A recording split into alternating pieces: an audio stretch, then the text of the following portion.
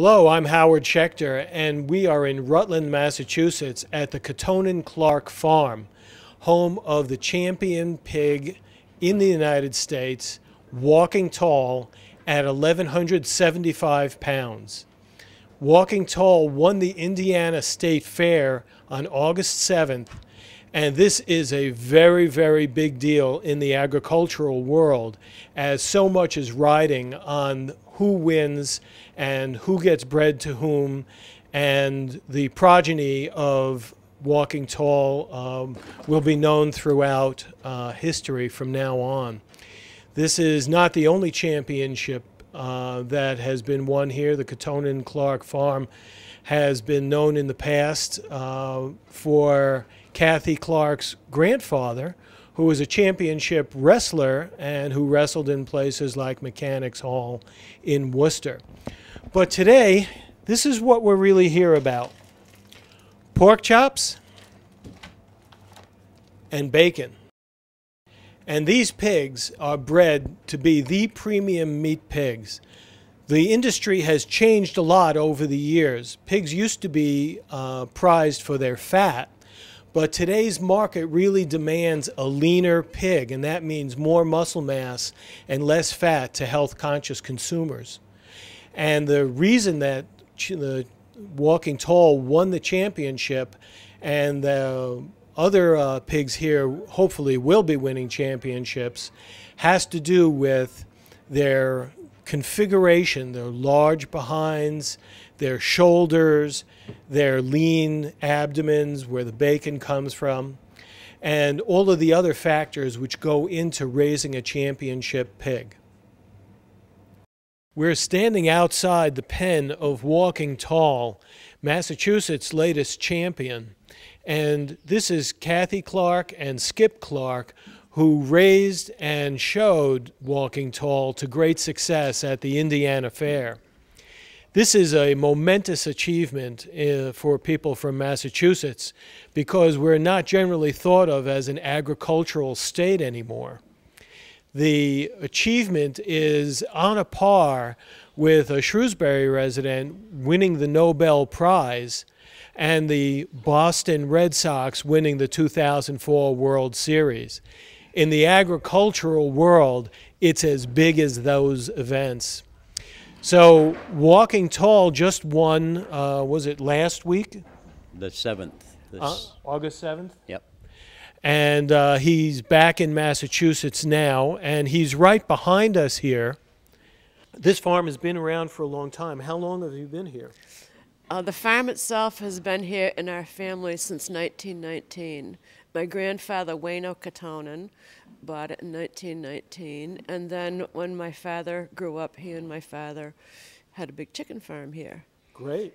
And you've been showing pigs for how long, Skip? Oh, since 1999. And it's a family, you both show the pig, or? We both show the pig, and our daughter Tammy stays home and takes care of all the animals, yeah, and the grain customers while we're gone. There are a lot of animals here. Oh, there's quite a few. So you have the pigs, you have what else? Beef cattle. We have laying hens. We sell our own eggs. We have chickens that are raised for meat. We sell our own poultry. And there's a general store here? And a general store, and we raise turkeys for Thanksgiving. Oh, you do? Yes. Oh, well, that's good to know. Yeah.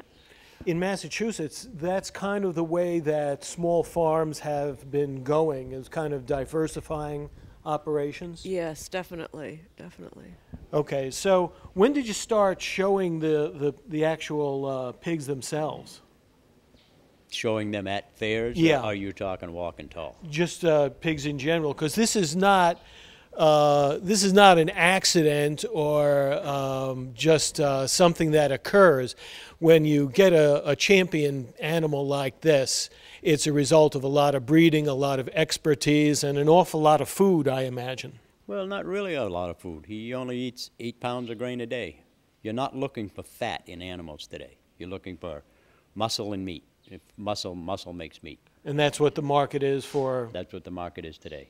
Great. It's not like it was back in the 40s and 50s where you needed the back fat to cook with and the lard to, they don't look for that anymore. Well, raising a champion pig is not an easy job, and it takes an eye and a lot of knowledge in addition to the feed. Not as much feed as one might imagine, but what does it take to get a pig to champion status in front of the judges? Well, you start with the body. The body of the pig. You need the front shoulders to be round, long, lean in the middle, and a nice round back end with a flat top.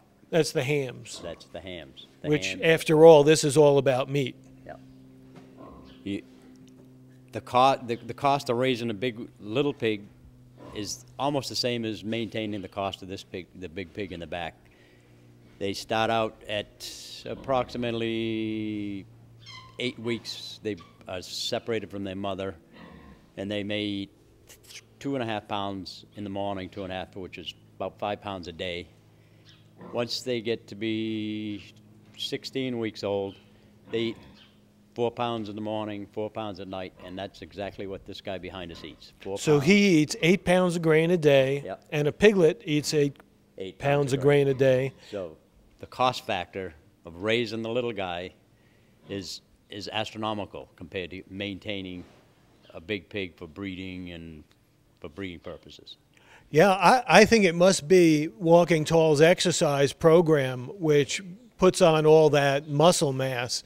And he's deeply engaged in that exercise program right now, doing one of the things that pigs do best.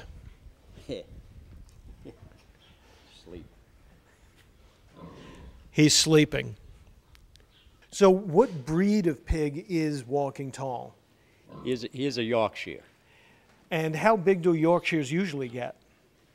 Well, he's got a litter mate in there, which is his companion, young lady, friend, of 4 years old. Normally, a Yorkshire, in most all breeds, 600-700 pounds is generally max. So he's about twice as big as a regular Yorkshire pig. Pretty close. And it's a case of he was a breeding boar. He did a great job breeding and everything else. And at 2.5, 3 years old, he all of a sudden decided he wanted to grow some more. And he just blossomed out to what he is right now.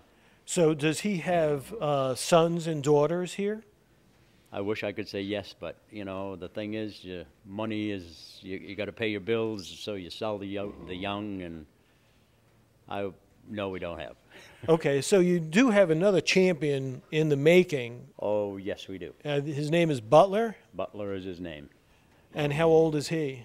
He is just 4 months old. Okay, so 4 months old. When will he show? We're going to show him at Freiburg in about 5 weeks. Up in Freiburg, Maine. Great.